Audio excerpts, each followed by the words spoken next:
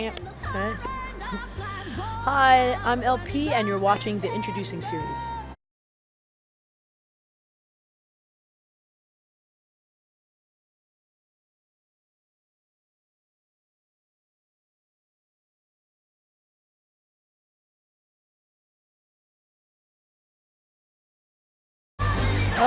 I think my mission as an artist is probably to just connect with people. I feel like that's what for me, that's what music requires and is all about. It's the impetus for writing a song. It's the impetus for uh, you know, having a message or whatever you're trying to get across, and a feeling, like to convey a feeling. And I think like I'm just trying to like commune with people at a show. Like to me, like that's the most important thing. I feel like it's not so much about me being there on stage. I kind of want it to be like a conversation in a way.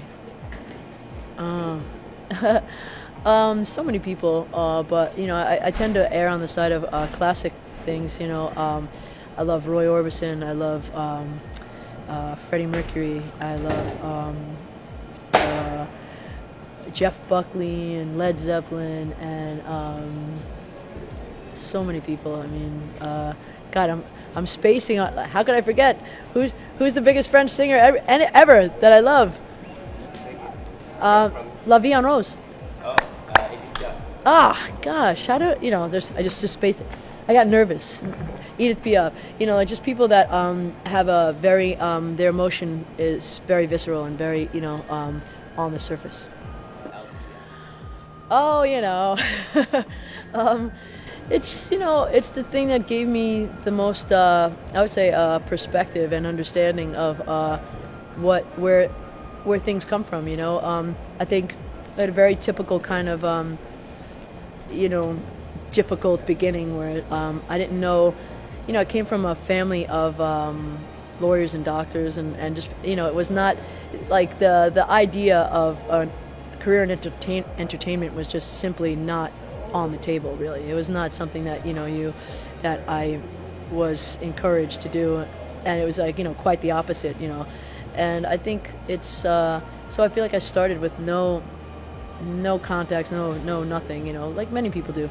But but even it's a very weird thing to try to get good at something that may or may not pan out, because I was again brought up by people that like you went through a certain amount of school and you got to the next level, you took the test, you did this, and then you became that, and but in entertainment you could spend your whole life trying to get put your 10,000 hours in or whatever, and still luck of the draw. So it was a very I think I didn't have a plan B. I just kind of went for it. I think I've definitely learned that one man's trash is another's treasure. I think I've very much learned that I was before Lost on You became what it's become, like to a bunch of people. I was dropped from my label after playing them that song.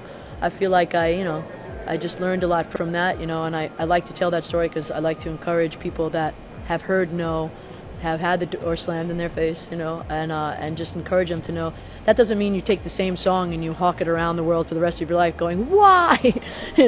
But to just like keep going and not to get, not to let one person, it's like,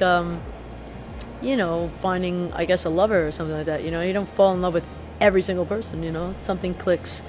And, and also just not to force things. I feel like when you have to allow, not to get too hippy-dippy spiritual, but like you have to allow the universe to flow and serve you, and not put confines on it. I think as soon as you do that, you're stopping these possibilities that you may have never thought of. It's kind of cool.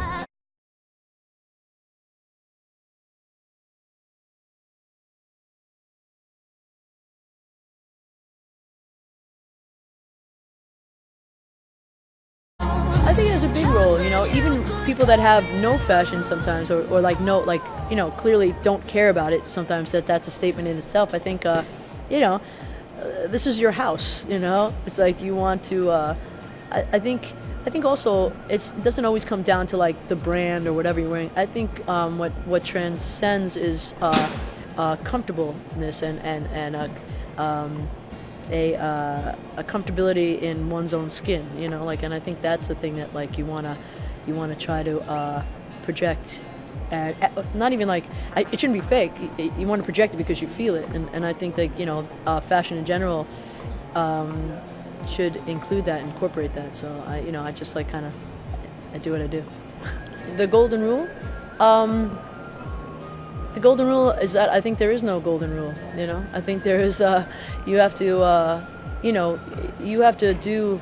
Sometimes you're thinking something seems so outlandish or just not right, and that's the thing, you know. And I think that's what, like, when you hear a song that you're like, wow, I've not heard a song like this before, or an artist like this before, it's usually because it's something that was just so off the cuff that you're like, huh, like, how did that happen? I didn't see that coming. So I think, you know, I'm always, when I go into the studio, whenever I write a song, there's plenty of times where I'm like, oh, I didn't see that coming, you know, and that's what I like to come away with from a session, like that I did something that I don't usually do.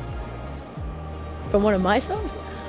I mean, you know, if I'm gonna go with Lost in You, I remember when I had a funny session with that. I kept going up on a different floor to go to the restroom, and I remember coming back and just going, you know, when you get older, playing or saying, and I was like, I really like that one. I was like, that says a lot right now, like where, like, you know, with like how I was feeling toward my partner at the time. Johnny Darko is one of my favorites. History of Violence, Joey.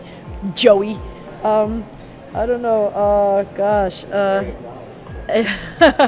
Oh yeah, it's just like this guy's undercover, and he like, he thinks he's like, no one knows who he is because he was like a killer or something like that, and then some guy, the mafia guy, comes in and knows his old name and goes, let me have a cup of coffee, Joey.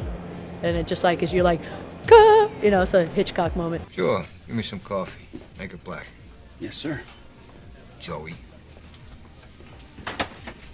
And your friends?